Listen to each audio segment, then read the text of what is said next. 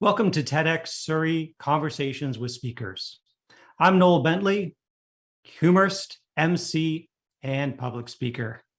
I'm also the host and the program manager for TEDxSurrey, which began as TEDx Bear Creek Park. And today we have with us Denise Withers. She's very comfortable behind the camera because she's an award-winning documentary filmmaker. She's interviewed prime ministers, presidents, and astronauts. She's also a published author and hosts her own podcast. So welcome today, Denise. How are you? I'm great, Noel. Thanks so much for having me. I'm so excited about everything that's coming up. So looking forward to our conversation. Oh yeah, me too. Let's just dive right in. What I'd like to ask you is, can you tell us sort of what you'll be speaking about? And we'll just be clear, as long as we can keep the spoilers out of it, so let people know what you might be talking about. Yeah, as you said in your introduction, I'm really fortunate that I've really spent my entire career, the last 35 years, learning how we use stories to make change and really solve some of our toughest problems. And so I really want to do this talk because I want to share what I've learned. The world is facing some really, really difficult challenges, from the climate crisis and the opioid crisis to issues around equity and biodiversity. And I know from my past work that story is one of the most powerful tools that we have to tackle some of those issues. So I'm really looking forward to being able to bring some stories from my work and what I've learned and share that with the audience. Right. And you do have a lot to share with your audience. And what do you think the audience is going to sort of take away? Ultimately, there could be one or two things that's important to you. What do you think that would be? Yeah, ultimately, I think what I've learned is that stories really give us the power to make change across our lives, right across society, across, sectors and silos. And what I really want is for everybody to be able to find and tap into their own story power so that we can all become better change makers and better leaders. And so really, it's maybe a bit of a subversive goal, but it's really all about democratization of power for me. Oh, okay. I'm curious now, it just popped in. Are there stories in your past that have been influential in shaping who you are or make the decisions or even taking this path that you're on now? Yeah, I use stories all the time to make decisions in my life. So I do a lot of reflection, a lot of journaling. So when I go back and I analyze what's happened to me in the past, I can analyze stories and look for patterns. And whether it's in a relationship, like, oh, I dated 5 guys like that, I should stop dating guys like that, right? Like, that's a really great way for us to learn. And then I learn from individual stories. I was really fortunate to work with a really great producer at the CBC who really taught me the ins and outs of how story works. And that was, almost 30 years ago. And I still draw on what he taught me today.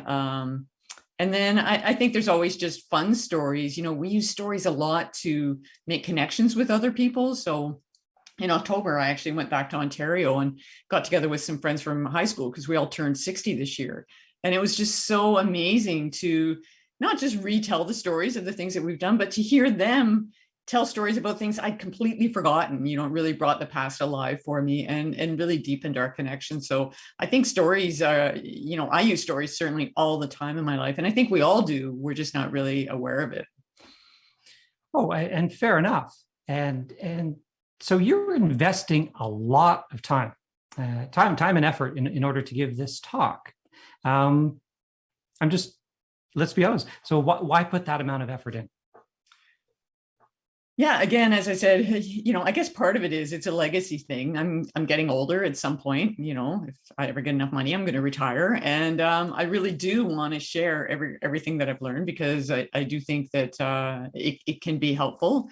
I've also learned that the process of having to tell your story and having to try to share your ideas is really good at helping you crystallize your ideas and distill them. And so going through this process with the coaches and the team at TEDxSurrey has been really powerful for me to help me become a better communicator and a better coach in the work that I do.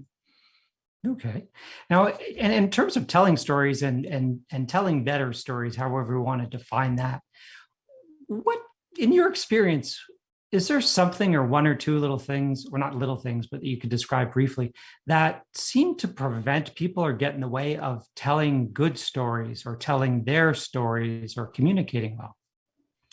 Yeah, I mean, there's two different things in there. So, from telling good stories, I find people typically want to put in too much detail. They don't understand that we are pretty sophisticated storytellers. You don't have to give me all the background about what happened. You can just, cut right to the chase and come right in. And I'm going to be able to fill in most of the blanks. Like, how often are you able to turn on a TV show and figure out what's already happened, halfway through the TV show?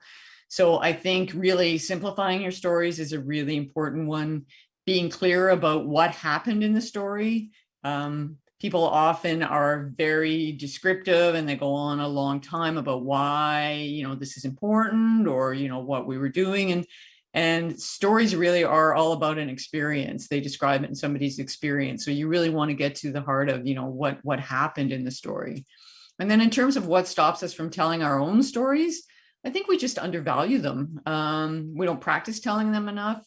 We're a little bit nervous, maybe that people are going to make fun of us. And so it's like, storytelling is like a muscle. It's like exercise. The more that you practice, the more comfortable you get with it. And the more feedback that you get, the more that you realize that every single one of us actually has knowledge and expertise to share. Oh, fair enough. I really appreciate that. Our audience, there might be some people who are sort of on the fence about whether to attend or whether to watch us. So how would you give them a little nudge to come and experience our TEDx? Yeah, when I think about what I'm looking forward to most about the day,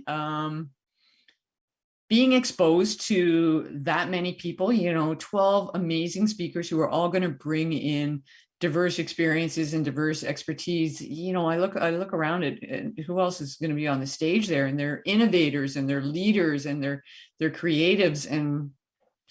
And for me, the most powerful way to grow and to learn is to be exposed to that kind of environment. I find that it not only inspires me, but it also disrupts me, and it empowers me to grow more than I ever thought was possible.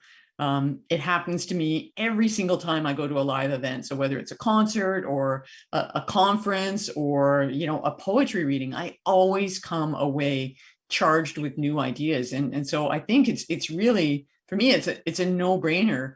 I absolutely guarantee you're going to come away with new ideas that are going to make you better at whatever it is that you're trying to do.